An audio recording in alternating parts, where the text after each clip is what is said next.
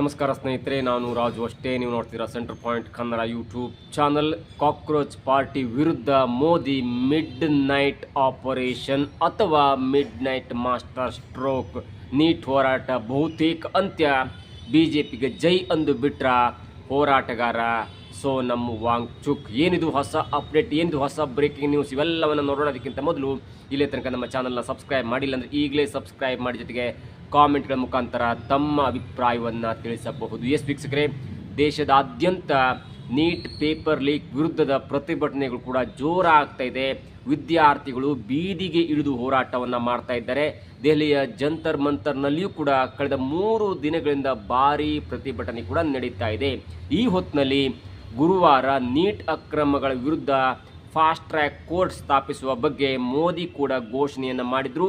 ಅದಾದ ನಂತರ ಒಂದು ಮಿಡ್ ನೈಟ್ ಆಪರೇಷನ್ ಅಥವಾ ಮಿಡ್ ನೈಟ್ ಮಾಸ್ಟರ್ ಸ್ಟ್ರೋಕ್ ಇದೆಯಲ್ಲ, ಅದು ಇದೀಗ ನೀಟ್ ವಿರುದ್ಧ ಹೋರಾಡ್ತಾ ಇರುವಂಥ, ನೀಟ್ ಪೇಪರ್ ಲೀಕ್ ವಿರುದ್ಧ ಹೋರಾಡ್ತಾ ಇರುವಂಥ ಕಾಕ್ರೋಚ್ ಪಾರ್ಟಿಗೆ ಅಥವಾ ಕಾಕ್ರೋಚ್ ಪಾರ್ಟಿಯ ಪ್ರತಿಭಟನಾಕಾರರ ಹೆಗಲ ಮೇಲೆ ಬಂದೂಕನ್ನು ಇಟ್ಟು ಮೋದಿಯನ್ನು ಟಾರ್ಗೆಟ್ ಮಾಡ್ತಾ ಇರುವಂಥ ಕಾಂಗ್ರೆಸ್ಗೆ ನುಂಗಲಾರದ ತುತ್ತಾಗಿ ಪರಿಣಮಿಸಿದೆ. ಮಿಡ್ ನೈಟ್ ಆಪರೇಷನ್ ನಿನ್ನೆ ತುಂಬ ಚೆನ್ನಾಗಾಗಿದೆ. ಹೇಗೆ ಬೇರೆ ಬೇರೆ ಥರದಲ್ಲಿ ಮೋದಿ ಬೇರೆ ಬೇರೆ ಥರದಲ್ಲಿ ಮಿಡ್ ನೈಟ್ ಆಪರೇಷನ್ ಮಾಡ್ತಾರಲ್ಲ, 8 ಗಂಟೆಗೆ ಈ ಅಂದರೆ ಡಿಮಾನಿಟೇಷನ್ ಆಗಿದ್ದಾಗಿರ್ಬೋದು, ಅಥವಾ ಬೇರೆ ಬೇರೆ ಪಾಕಿಸ್ತಾನದ ವಿರುದ್ಧ ದಾಳಿ ಆಗಿರ್ಬೋದು, ಇವೆಲ್ಲವೂ ಕೂಡ ಮಿಡ್ ನೈಟ್ ಅಥವಾ ತಡರಾತ್ರಿಯೇ ಮಾಡ್ತಾರೆ. ಇಂಥ ಒಂದು ಆಪರೇಷನ್ ಕೂಡ ನಿನ್ನೆ ತಡರಾತ್ರಿ, ಗುರುವಾರ ತಡರಾತ್ರಿ ಆಗಿದ್ದರ ಜೊತೆಗೆ ಒಂದು ಮಾಸ್ಟರ್ ಸ್ಟ್ರೋಕ್ ಎಂಬಂತೆ ಒಂದು ಪ್ಲ್ಯಾನ್ ಪ್ರಕಾರ ಆಪರೇಷನ್ ಮಾಡಿ ಬಹುತೇಕ ನೀಟ್ ವಿರುದ್ಧ ಹೋರಾಟ ಮಾಡ್ತಾ ಇರುವಂಥ ಈ ವಿದ್ಯಾರ್ಥಿಗಳು, ಸೋಕಾಲ್ಡ್ ವಿದ್ಯಾರ್ಥಿಗಳ ವಿರುದ್ಧ ಮಾಸ್ಟರ್ ಸ್ಟ್ರೋಕನ್ನು ಕೊಟ್ಟಿದ್ದಾರೆ.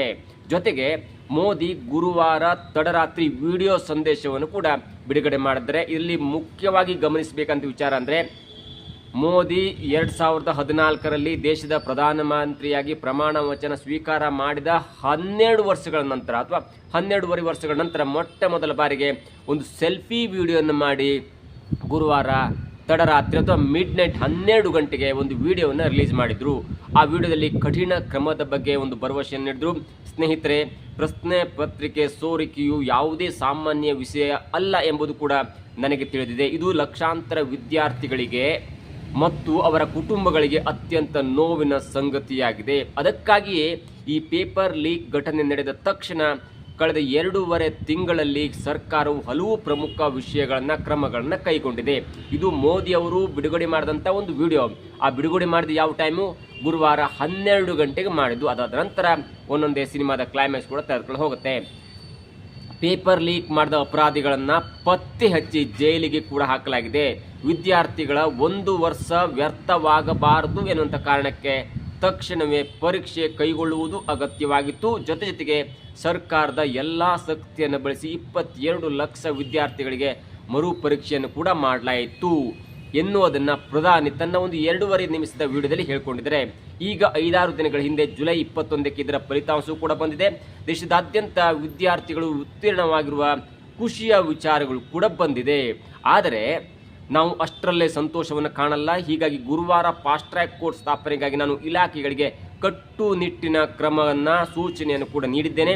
ಇಲಾಖೆಗಳು ತಡರಾತ್ರಿಯವರೆಗೆ ಶ್ರಮವನ್ನು ವಹಿಸಿ ನನಗೆ ಅನುಮೋದನೆ ನೀಡಿದೆ. ಕಠಿಣ ಕ್ರಮಗಳನ್ನು ಕೈಗೊಳ್ಳುವ ಬಗ್ಗೆ ಶುಕ್ರವಾರ ಸಚಿವ ಸಂಪುಟ ಸಭೆಯಲ್ಲಿ ಇದರ ಕುರಿತು ವಿವರವಾದ ಚರ್ಚೆಯನ್ನು ಕೂಡ ನಡೆಸಲಿದ್ದು, ಸಂಪುಟ ಸದಸ್ಯರ ಸಲಹೆಗಳ ನಂತರ ಮಸೂದೆಗೆ ಅಂತಿಮ ರೂಪ ಕೂಡ ನೀಡಲಾಗುವುದು. ಹಾಗೂ ಸೋಮವಾರದಿಂದ ಸಂಸತ್ತಿನ 2ನೇ ವಾರದ ಅಧಿವೇಶನ ಆರಂಭವಾಗಲಿದ್ದು, ಇವತ್ತು ಫ್ರೈಡೆ, ನಾಳೆ ಸ್ಯಾಟರ್ಡೆ, ಮುಂದಿನ ವಾರ 2ನೇ ವಾರದ ಅಧಿವೇಶನ ಸ್ಟಾರ್ಟ್ ಆಗಲಿದ್ದು, ಆದಷ್ಟು ಬೇಗ ಈ ಮಸೂದೆಯನ್ನು ಅಂಗೀಕರಿಸಲು ನಾವು ಪ್ರಯತ್ನವನ್ನು ಮಾಡ್ತಾ ಇದ್ದೇವೆ. ಇದು ಮೋದಿಯವರು ನಿನ್ನೆ ಮೊಟ್ಟ ಮೊದಲ ಬಾರಿಗೆ 2.5 ನಿಮಿಷದ ವಿಡಿಯೋನ ಹಂಚಿಕೊಂಡಿದ್ರು.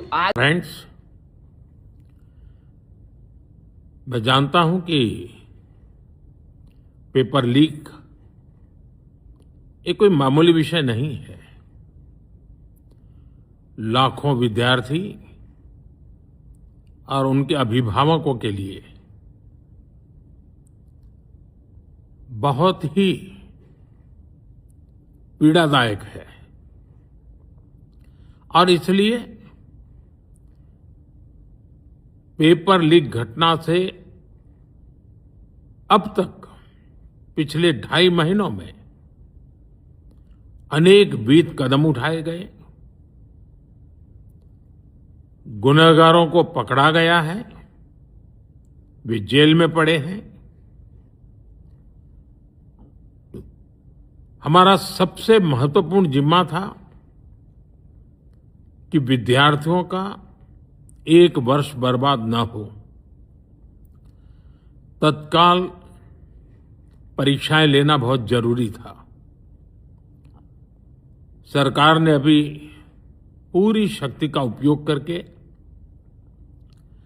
कम से कम समय में 22 लाख जितने विद्यार्थियों के एग्जाम हो जाएं, इसका प्रबंध किया। ಆಗಲೇ ಎಲ್ಲರಿಗೂ ಅನಿಸಿತ್ತು, ಯಾಕೆ ಇಷ್ಟು ಗಾಬರಿಯಾಗಿ ಮುಖ ಎಲ್ಲ ಬಾಡ್ಕೊಂಡಿದೆ, ಮಲಗಿದ್ದವರು ಎದ್ಕೊ ಬಂದು ವಿಡಿಯೋ ಮಾಡ್ದಂಗೆ ಇದೆಯಲ್ಲ, ಇದರ ಹಿಂದೆ ಏನಾದರೂ ಇದೆಯಾ ಎನ್ನುವಂಥ ಪ್ರಶ್ನೆ ನಿನ್ನೆ 12 ಗಂಟೆ 10 ನಿಮಿಷಕ್ಕೆ ಮೊಬೈಲನ್ನು ನೋಡಿದವರಿಗೆ ಎಲ್ರಿಗೂ ಆಶ್ಚರ್ಯ ಅನಿಸ್ತು. ಯಾಕೆ ಇಷ್ಟು ತಡರಾತ್ರಿ ವಿಡಿಯೋ ಮಾಡಿಬಿಟ್ರು, ನಾಳೆ ಏನಾದರೂ ಗಂಡಾಂತರ ಕಾದಿದೆಯಾ, ಮೋದಿ ಏನಾದರೂ ಮತ್ತೊಂದು ಮಾಸ್ಟರ್ ಸ್ಟ್ರೋಕ್ ಮಾಡಿಬಿಟ್ರೆ ಅನ್ನುವಂಥ ಒಂದು ಗೊಂದಲ ಕೂಡ ಕಾಡಿತ್ತು. ಆದರೆ ಅದಾದ ಕೆಲವೇ ಗಂಟೆಗಳಲ್ಲಿ, ಅಂದರೆ 12 ಗಂಟೆಗೆ ವಿಡಿಯೋ ರಿಲೀಸ್ ಮಾಡ್ತಾರೆ, 1 ಗಂಟೆ 26 ನಿಮಿಷಕ್ಕೆ ಮತ್ತೊಂದು ಸುದ್ದಿ ಬರುತ್ತೆ.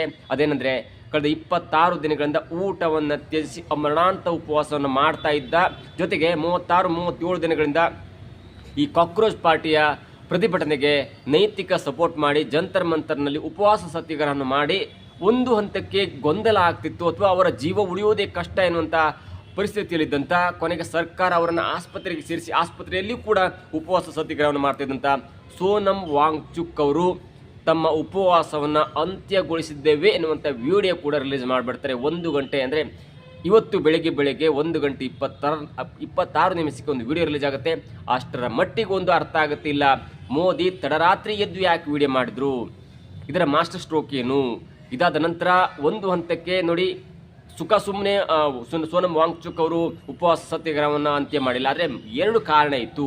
ಒಂದು, ಧರ್ಮೇಂದ್ರ ಪ್ರಧಾನ್ ರಾಜೀನಾಮೆ ಕೊಡ್ತಾರಾ, ಅಥವಾ ಗೃಹ ಸಚಿವ ರಾಜೀನಾಮೆ ಕೊಡ್ತಾರಾ, ಅಥವಾ ಮೋದಿನೇ ರಾಜೀನಾಮೆ ಕೊಟ್ಟು ಮತ್ತೊಬ್ಬ ಬಿಜೆಪಿಯಿಂದ ಪ್ರಧಾನಮಂತ್ರಿ ಅಭ್ಯರ್ಥಿ ಆಗ್ತಾರೆ, ಅದು ಸೈಡ್ ಲೈನ್ ವಿಚಾರ. ಅದರಿಂದ ಏನು ದೇಶಕ್ಕೆ ಲಾಸ್ ಆಗಲ್ಲ, ಅದರಿಂದ ಏನು ದೊಡ್ಡ ಬೆಳವಣಿಗೆ ಆಗಲ್ಲ. ಯಾಕಂದರೆ ಬಿಜೆಪಿಯ ಮೆಜಾರಿಟಿ ಇದೆ, ಬಿಜೆಪಿ ಮತ್ತೊಬ್ಬರು ಧರ್ಮೇಂದ್ರ ಪ್ರಧಾನ್ ಅವರು ಶಿಕ್ಷಣ ಸಚಿವರಾಗಿ ರಾಜೀನಾಮೆ ಕೊಟ್ಟರೆ ಮತ್ತೊಬ್ಬರು ಬರ್ತಾರೆ. ಅಷ್ಟಕ್ಕೆ ಈ ಆಗಿ ಹೋದಂಥ ಅನ್ಯಾಯ ಕಡಿಮೆ ಆಗಲ್ಲ. ಈ ನೀಟ್ ಪರೀಕ್ಷೆಯಲ್ಲಿ ಈ ಕಾದ ವಿಚಾರಣೆಗಾಗಿ ಪರೀಕ್ಷೆ ಕ್ಯಾನ್ಸಲ್ ಆದ ನಂತರ ಕೆಲವೊಂದು ವಿದ್ಯಾರ್ಥಿಗಳು ಆತ್ಮಹತ್ಯೆ ಮಾಡಿಕೊಂಡಿದ್ದಾರೆ ಅನ್ನುವಂಥ ಒಂದು ಅಂಶ ಇದೆಯಲ್ಲ, ಅದರಿಂದ ಅದೇನು ಲಾಭ ಆಗಲ್ಲ, ಅಥವಾ ಅವ್ರು ಮತ್ತೆ ಹುಟ್ಟು ಬರಲ್ಲ. ಆದರೆ ಇಲ್ಲಿ ಆಗೋದೇನೆಂದರೆ, ಈ ಪ್ರತಿಭಟನೆಯಿಂದ ಆಗ್ತಾ ಇರುವಂಥ ಲಾಸ್, ಅಥವಾ ಈ ಪ್ರತಿಭಟನೆ ಪಡ್ಕೊಳ್ತಿರುವಂಥ ಹಿಂಸಾರೂಪ, ಅಥವಾ ಈ ಪ್ರತಿಭಟನೆಗೆ ಯಾರು ಪರೋಕ್ಷವಾಗಿ ಹೆಲ್ಪ್ ಮಾಡಿ ಅವರ ರಾಜಕೀಯ ಬೇಳೆಯನ್ನು ಬಯಸ್ಕೊಳ್ತಿದ್ರಲ್ಲ, ಅದರ ಅರಿವು ಆಗಿರಬೇಕು ಸೋನಮ್ ವಾಂಗ್ಚುಕ್ ಅವರಿಗೆ. ನಿನ್ನೆ ಕೂಡ ಒಂದು ಟ್ವೀಟನ್ನು ಮಾಡಿದರು, ನೋಡಿ, ನಮ್ಮ ಪ್ರತಿಭಟನೆ ಶಾಂತಿಯುತವಾಗಿರಬೇಕು ಮತ್ತು ಕೇಂದ್ರ ಸರ್ಕಾರಕ್ಕೆ ಮನದಟ್ಟು ಮಾಡುವಂತಿರಬೇಕು ಮತ್ತು ದೇಶದ ಹಿತಾಸಕ್ತಿಯಿಂದ ಇರಬೇಕು, ಹೊರತು ಇಲ್ಲಿ ರಾಜಕೀಯದ ಸ್ವಾರ್ಥ ಇರಬಾರದು ಎನ್ನುವಂಥ ಒಂದು ಟ್ವೀಟನ್ನು ಮಾಡಿದರು. ಇದೇ ವಿಷಯವನ್ನು ಸೋನಮ್ ವಾಂಗ್ಚುಕ್ ಅವರಿಗೆ ಕೇಂದ್ರ ಮಂತ್ರಿಮಂಡಲದ ನಿಯೋಗದ ಸಮಿತಿಯಲ್ಲಿ ಬಂದಂಥ JP ನಡ್ಡಾ ಜೊತೆಗೆ ಜಿತೇಂದ್ರ ಸಿಂಗ್ ಅವರು ಮನವರಿಕೆ ಮಾಡಿಕೊಟ್ರು. ನೋಡಿ, ಅವ್ರು ಹೇಳಿದ್ದು ಮನವರಿಕೆ ವಿಚಾರ ಅಂದರೆ, ಧರ್ಮೇಂದ್ರ ಪ್ರಧಾನ್ ಅವರ ರಾಜೀನಾಮೆಯನ್ನು ಕೊಟ್ಟರೂ ಕೂಡ ಇದು ಕಡಿಮೆ ಆಗಲ್ಲ. ಅದಾದ ನಂತರ ಮತ್ತೊಬ್ಬರು ರಾಜೀನಾಮೆ ಕೇಳ್ತಾರೆ, ಅದಾದ ನಂತರ ಗೃಹ ಸಚಿವರು ರಾಜೀನಾಮೆ ಕೇಳ್ತಾರೆ.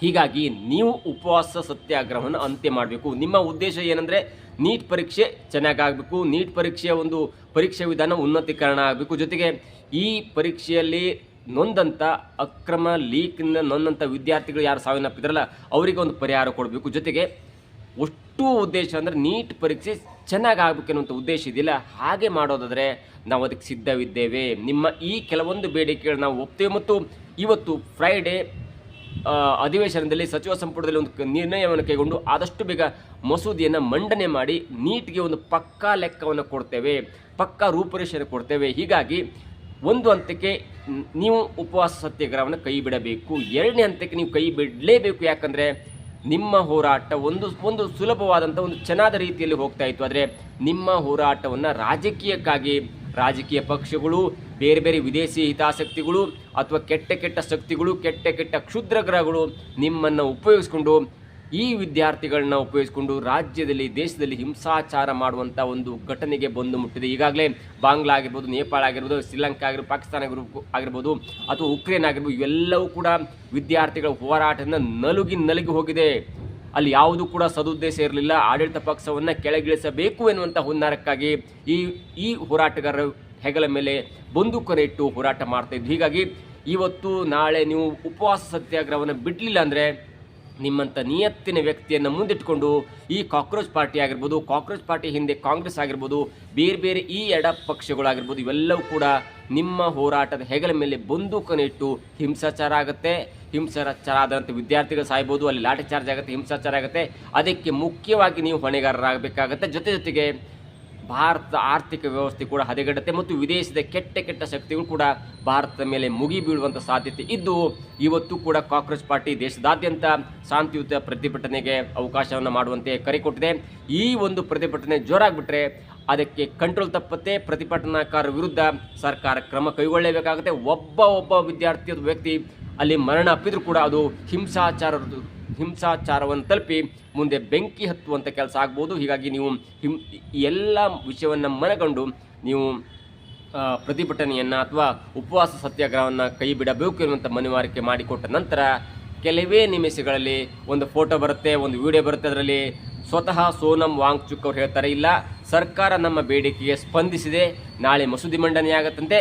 ಹಾಗಾಗಿ ದೇಶದ ಹಿತದೃಷ್ಟಿಯಿಂದ ಜೊತೆಗೆ ಈ ಪ್ರತಿಭಟನೆಯಲ್ಲಿ ರಾಜಕೀಯ ಸ್ವಾರ್ಥ ಇರಬಾರದು ಎನ್ನುವಂಥ ದೃಷ್ಟಿಯಿಂದ ನಾನು ಈ ಉಪವಾಸ ಸತ್ಯಾಗ್ರಹವನ್ನು ಕೊನೆಗೊಳಿಸ್ತೇನೆ ಎನ್ನುವಂಥ ಒಂದು ಮಾತನ್ನು ಹೇಳಿ ಉಪವಾಸ ಸತ್ಯಾಗ್ರಹವನ್ನು ಕೊನೆಗೊಳಿಸಿದ್ರು. ಮತ್ತು ಅವರು ಕೂಡ ಕೆಲವೊಂದು ಹೇಳಿಕೆಯನ್ನು ಹೇಳಿದ್ರು. ಇಲ್ಲ, मैं आप लोगों को कुछ ख़ास खबर बताना चाहूँगा.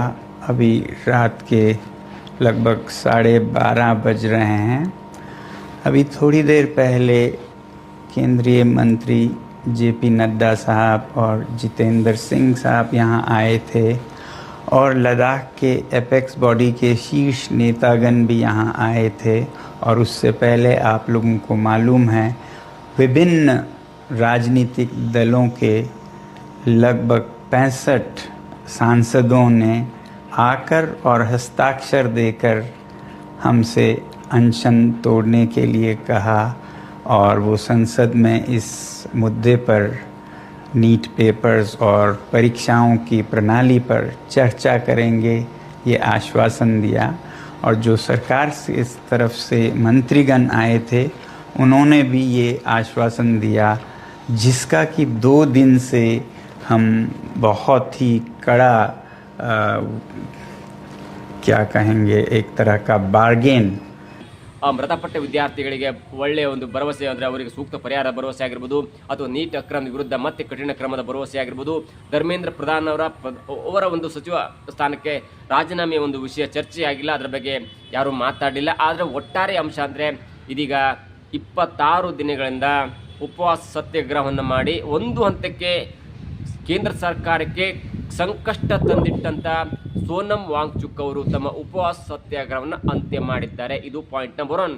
ಈ ಉಪವಾಸ ಸತ್ಯಾಗ್ರಹ ಅಂತ್ಯ ಮಾಡುವುದರ ಹಿಂದೆ ಮೋದಿಯವರ ಈ midnight master stroke workout ಆಗಿದೆಯೂ ಕೂಡ ಕೇಳಿ ಬರ್ತಾ ಇದೆ. ಇಲ್ಲಿ ಒಂದು ಸೋನಮ್ ವಾಂಗ್ಚುಕ್ ಅವರು ಉಪವಾಸ ಸತ್ಯಾಗ್ರಹವನ್ನು ಅಂತ್ಯ ಮಾಡಿದ್ರು. ಎರಡನೇದಾಗಿ ಈ ಕಾಕ್ರೋಚ್ ಮತ್ತು ಕಾಕ್ರೋಚ್ನ ಬೆನ್ನ ಹಿಂದೆ ಇದ್ದಂಥ ಕಾಂಗ್ರೆಸ್ನ ಮುಂದಿನ ಗತಿ ಏನು, ಮುಂದೆ ಯಾವ ಒಂದು ನೈತಿಕ ಹೋರಾಟದ ಹಿನ್ನೆಲೆ ಇಟ್ಕೊಂಡು ದೊಡ್ಡದಾಗಿ ಪ್ರತಿಭಟನೆ ಮಾಡ್ತಾರೆ. ಕಾಕ್ರೋಚ್ ಪಾರ್ಟಿ 40 ದಿನಗಳಿಂದ ಹೋರಾಟವನ್ನು ಮಾಡ್ತಾ ಇತ್ತು, ಆದರೆ ಅದಕ್ಕೆ ಆನೆ ಬಲ ಬಂದಿದ್ದು ಒಬ್ಬ ನಿಯತ್ತಿನ ವ್ಯಕ್ತಿಯಾದಂಥ ಸೋನಮ್ ವಾಂಗ್ಚುಕ್ ಅವರು ಯಾರ ಮೇಲೂ ಕೂಡ ವಾಗ್ದಾಳಿಯನ್ನು ಮಾಡದೆ, ಯಾರ ವಿರುದ್ಧವೂ ಕೂಡ ಕೆಂಡ ಕಾರದೆ ನಿಯತ್ತಾಗಿ ತನ್ನ ಒಂದು ಸೂಕ್ಷ್ಮ ಸಂವೇದನೆಯಿಂದ ಕೆಲವೊಂದು ಅಂಶಗಳನ್ನಿಟ್ಟು ಸುಮ್ಮನೆ ಸೈಲೆಂಟಾಗಿ ಪ್ರತಿಭಟನೆಯನ್ನು ಮಾಡ್ತಾಯಿದ್ರು. ಯಾವಾಗ ಪ್ರತಿಭಟನೆ ಜೋರಾಗಬೇಕಂದ್ರೆ ಅಲ್ಲಿ ಒಬ್ಬ ವ್ಯಕ್ತಿ ಸೈಲೆಂಟಾಗಿ ಪ್ರತಿಭಟನೆ ಮಾಡಿ ಊಟ ಉಪಚಾರವನ್ನು ಬಿಟ್ಟು ಮಾಡಿದ್ರೆ ಅದಕ್ಕೊಂದು ಬೆಲೆ ಬರುತ್ತೆ.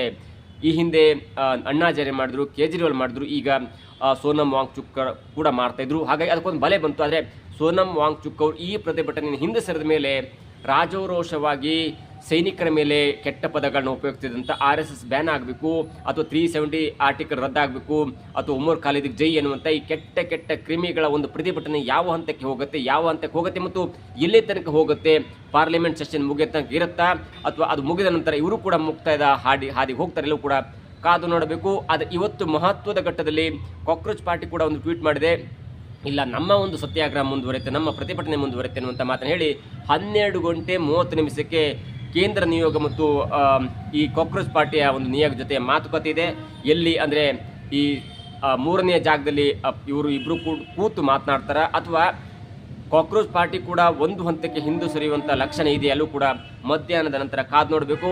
ಆದರೆ ಧರ್ಮೇಂದ್ರ ಪ್ರಧಾನ್ ಅವರು ರಾಜೀನಾಮೆ ಕೊಟ್ಟರೆ ಅದು ಮತ್ತೆ BJP ಹಿನ್ನಡೆ ಆಗೋದಕ್ಕಿಂತ ಕಾಕ್ರೋಚ್ ಪಾರ್ಟಿಗೆ ಒಂದು ಬೂಸ್ಟಪ್ ಕೊಟ್ಟಂಗಾಗತ್ತೆ.